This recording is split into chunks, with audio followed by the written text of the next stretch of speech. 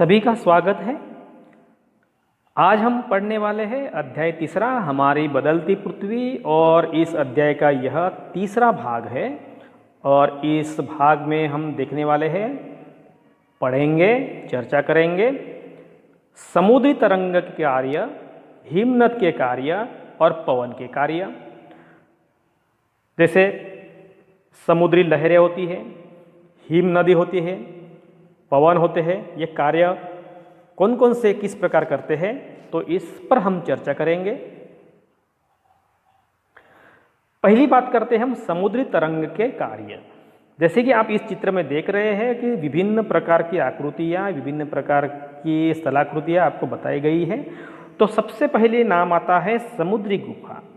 समुद्री गुफा का अर्थ होता है जो समुद्री तरंग के अपरदन एवं निक्षेपण, अपरदन और निक्षेपण, तटीय स्थलाकृतियाँ बनाते हैं। तो समुद्र के जो जल होता है वो जल बार बार ये पत्थर को टकराने की वजह से क्या होता है कि इसमें अपरदन निक्षेपण हो जाता है। निक्षेपण मतलब क्या होता है कि जो बड़ा हिस्सा होता है उसको छोटा हो जाता है, ठीक है।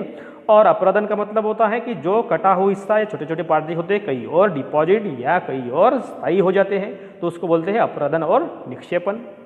तो समुद्री तरंगें लगातार शैलों से टकराती रहती है और जिससे दरार विकसित हो जाती है। जैसे कि आप इस चित्र में देख रहे हैं कि यहाँ पानी जो लहरें होती है, लहरें इस पत्थर को टकराने की वजह से एक दरार निर्माण हो जाती है। और समय के साथ क्या होता है कि ये बड़ी और चौड़ी हो जाती है। इसको बोलते हैं समुद्री गुफा। तो ये गुफा जैसी होती है कि आप अंदर इसमें जा सकते हैं। तो ये गुफा बनने के बाद देखिए क्या होता है कि गुफा फिर बार बार पानी का टकराव होने की वजह से या जो लहरें होती है उसका टकराव होने की वजह से ये फैलती जाती है। मतलब क्या है, उसका निक्षेपण होते जाता है, वो बड़ा होते जाता है। और बड़ा होने के बाद उसमें केवल छत ही बचती है, जिसको हम बोलते हैं तटीय मेहराब। तो यहाँ आप देख रहे हैं तटीय मेहराब। तीसरी प्रक्रिया है यहाँ, लगातार अपरदन और छत को भी तोड़ देता है। जो अपरदन होता है, जो बार बार टकराने की वजह से क्या होता है, वो अपरदन हो जाता है। और बाद में ये भी हिस्सा अलग हो जाता है। अलग होने के बाद जो हिस्सा बचता है उसको बोलते हैं स्टैक। तो यहाँ आपको नजर आ रहा है स्टैक। समुद्री जल के ऊपर लगभग ऊर्ध्वाकार उठे हुए ऊंचे शैल तटों को कभी हम बोलते हैं समुद्र भृगु कहते हैं। जैसे कि आप यहाँ देख रहे हैं समुद्री भृगु, देखिए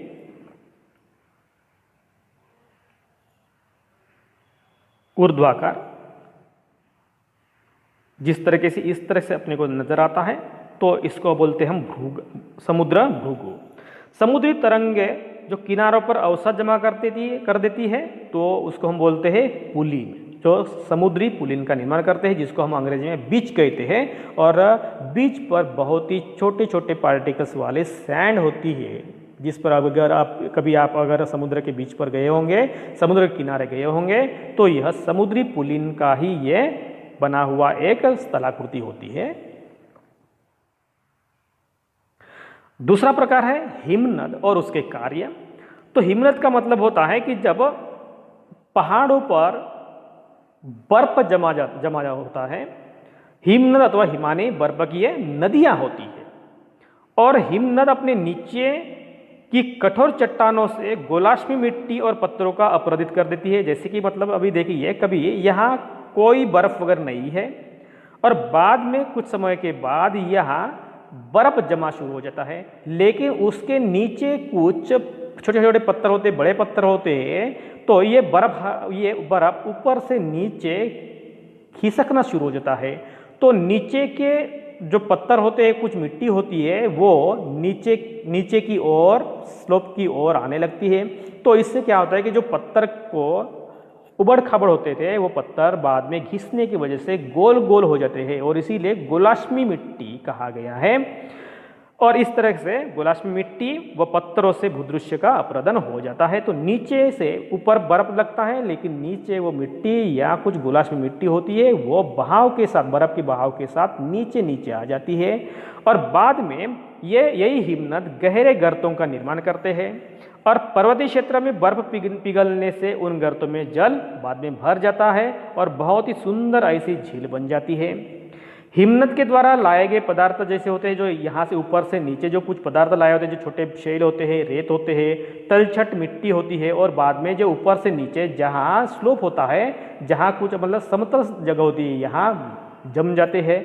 और यह जमे हुए या निक्षेपित हुए जो कुछ पदार्थ होते हैं, शैल रेत होते हैं, उसको हम बोलते हैं हिमनद हिमोड। इसको बोलते हैं हम हिमनद हिमोड। जो ऊपर से नीचे खिसकने के बाद जिस तरीके से जो स्थलाकृति बन जाती है उसको बोलते हैं हम हिमनद हिमोड। तीसरा है पवन के कार्य। तो जनरली ये पवन का जो कार्य है वह कार्य अपने को रेगिस्तान में ज़्यादा नजर आता है जी। जैसे कि आप देख सकते हैं रेगिस्तान में यह पवन अपरदन और निक्षेपण दोनों कार्य करता है। अपरदन और निक्षेपण का जो कार्य किया करता है वो पवन के द्वारा हो जाता है, ठीक है। और जब यह पवन बहता है तो छत्रक के आकार के शैल पाए जाते हैं जिसको हम छत्रक शैल कहते हैं। अभी ये कैसे बन जाते हैं ये भी आप यहाँ देख सकते हैं। जैसे कि ये आपको नज़र आता है, ये रेगिस्तान का इलाका है।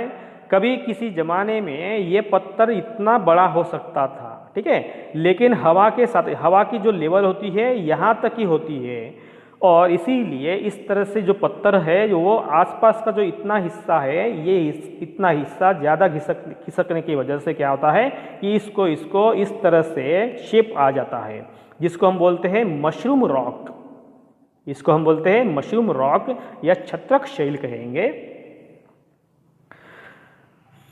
पवन शैल के ऊपरी भाग की अपेक्षा निचली भाग का आसानी से काटती है, और इसीलिए ऐसे शैल के आधार संकीर्ण और शीर्ष विस्तृत होते हैं। इसका जो आधार होता है, अभी अगर आपने यहाँ देखे होंगे इस चित्र में, इसका जो आकार है ऊपर का जो है विस्तीर्ण है, ऊपर का विस्तीर्ण है, लेकिन नीचे का जो हिस्सा है वह नीचे का हिस्सा कैसा है, संकीर्ण है, छोटा है। तो ये हवा के वजह से हो जाता है। जब पवन चलती है या तो अपने साथ वह रेत को भी एक स्थान से दूसरे स्थान पर पहुंचाती है, और पवन का भी जब बहाव रुकता है तो वह रेत वही रुक जाती है और वही रेत गिरकर छोटी पहाड़ी बनती है। इसको हम बोलते हैं बालू का टिब्बा। जैसे कि आप इस चित्र में देख रहे हैं, जहाँ से हवा शुरू हो जाती है, जब तक हवा का बहाव तेज है तब तक वो हवा के साथ रेत के छोटे छोटे पार्टिकल्स, रेत के कण जाते रहते हैं, लेकिन हवा का जैसा ही बहाव कम हो जाता है तो वैसे ही वहाँ रेत के कुछ कण यहाँ जम जाते हैं, जिसको हम बोलते हैं बालू का टिब्बा। और जब बालू कण महीन एवं हल्के होते हैं, बहुत ही छोटे छोटे पार्टिकल्स होते हैं जो धूल कण होते हैं, तो वायु उनको उठाकर अत्यधिक दूर लेकर जाते हैं। और जब ये बालू कण विस्तृत क्षेत्र में निक्षेपित हो जाते हैं, बड़े इलाके में निक्षेपित हो जाते हैं, बड़े इलाके में फैल जाते हैं, तो उसको हम बोलते हैं लोएस। इसको हम बोलते हैं लोएस। तो ये लोएस जो होते हैं जनरली रेगिस्तान में पाए जाते हैं। तो इस तरह से लोएस होते हैं जो चीन देश में बड़ी मात्रा में पाए जाते हैं। जैसे कि आप इस चित्र में देख रहे हैं लोएस, तो ये लोएस के चित्र है कि तेज हवा के वजह से जो छोटे छोटे पार्टिकल्स होते हैं, माइम जो कण होते हैं, वो कण बड़े विस्तीर्ण इलाके में ऐसे फैल जाते हैं, और इस प्रकार से जो स्थलाकृति बनती है उसको हम बोलते हैं लोएस। तो दोस्तों, इस अध्याय के पूरे कंटेंट को हम कवर करने की कोशिश की है, आपको समझ में आए होंगे ऐसी उम्मीद करता हूँ, और इस अध्याय को यही समाप्त करते हैं।